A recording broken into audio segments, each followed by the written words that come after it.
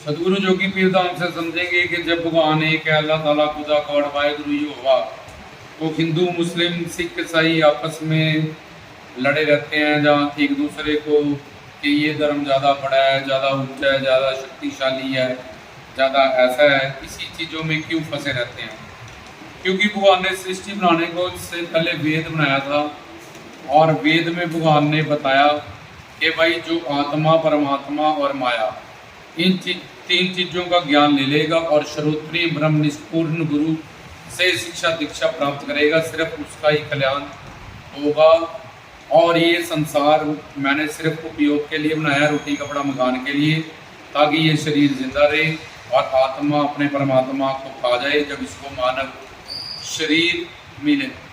तो शरीर के धर्म के लिए संसार बना दिया, आत्मा के लिए परमात्मा हरि गुरु की दुनिया। और संसार में अच्छा व्यवहार करो, बड़ों का सत्कार करो, छोटों से प्यार करो, और हरि गुरु भगवान भजन कीर्तन सत्संग संत मत ब्रह्म ज्ञानी अंतर्यामी अवतारों से प्यार करो।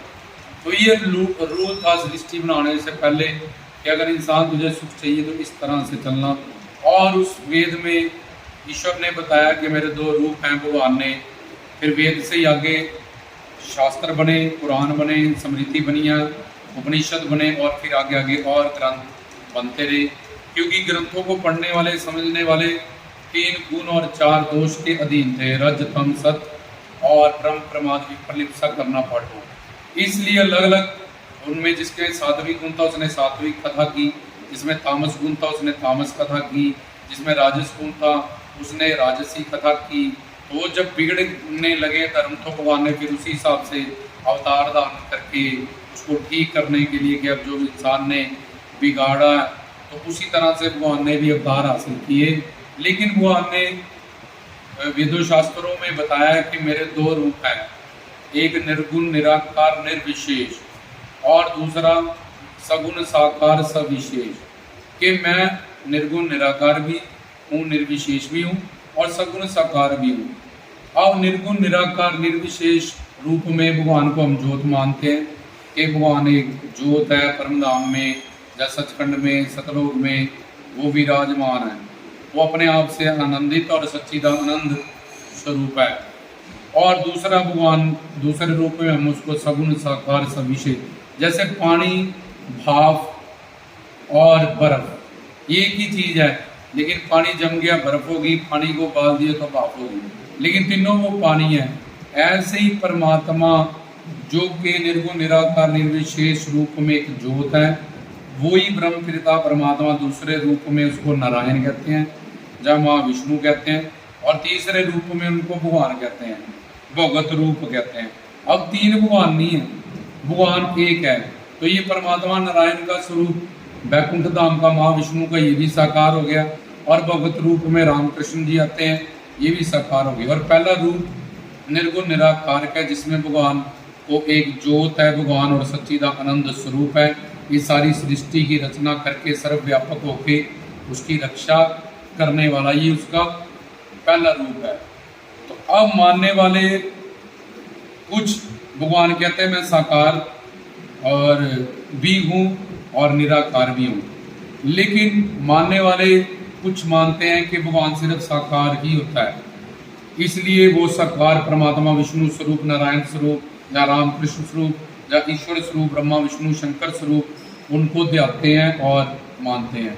और कुछ कहते हैं कि कुछ धर्मों में ये ज्ञान दिया गया कि भगवान सिर्फ निर्गुण निराकार निर्विशेष ही होता है।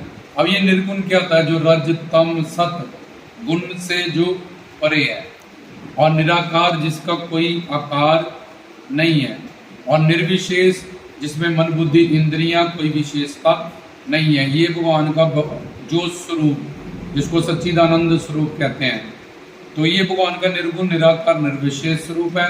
और उसी भगवान का सगुण साकार सविशेष स्वरूप है, जो गुरबानी है, जो कुरान शरीफ है, जब बाइबल का उपदेश है। ये निर्गुण निराकार निर्विशेष रूप को दर्शाता है भगवान के, एक ही भगवान के।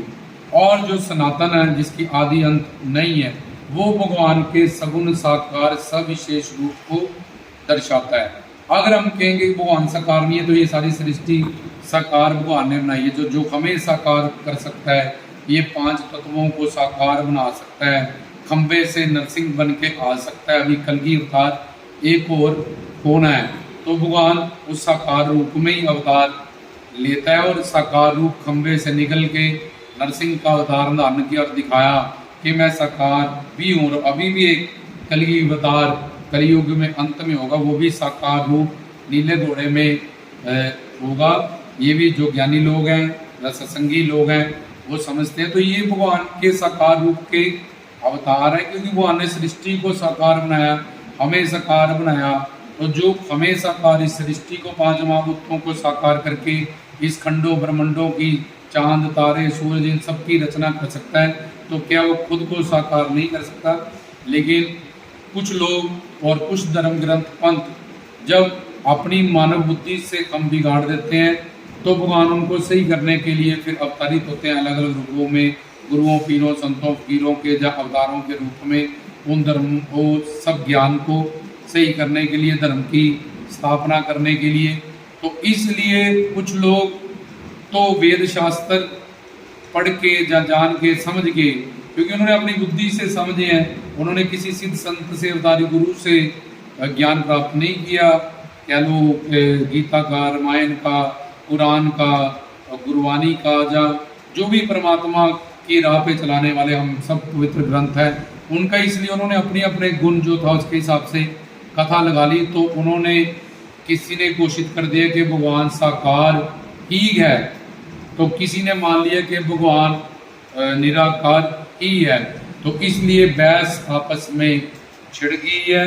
लेकिन जो परम ज्ञान है और वो साबित भी होता है कि भगवान साकार भी है और भगवान निराकार भी है।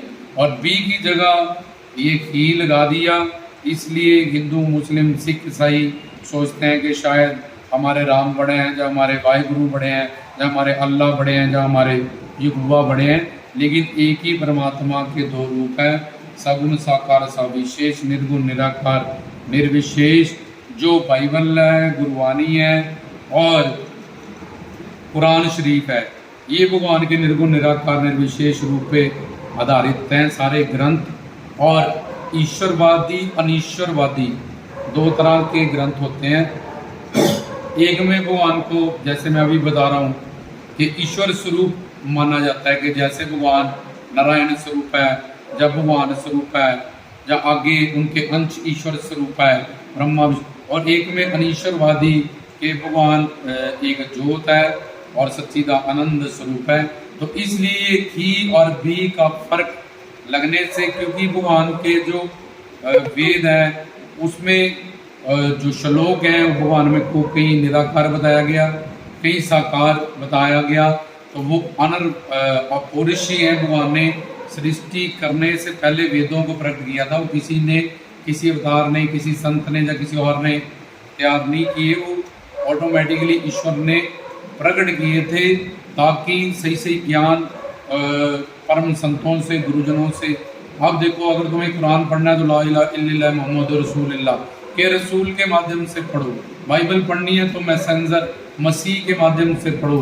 गुरबानी पढ़नी है तो ब्रह्म ज्ञानियों संतों के माध्यम से पढ़ो। सनातन को समझना है तो श्रोत्रिय ब्रह्मनिष्ठ गुरुओं के हिसाब से समझो। तो जब उनके हिसाब से समझोगे, जिनकी बुद्धि में ये 3 गुण और 4 दोष नहीं है, तो ये लड़ाई खत्म हो जाएगी और सारे संसार में शांति, भाईचारा, अमन, सुकून। जैसे तो जो तुम्हारी माँ है वो किसी की बुआ भी है, किसी की मासी भी है, किसी की चाची भी है, वो एक है।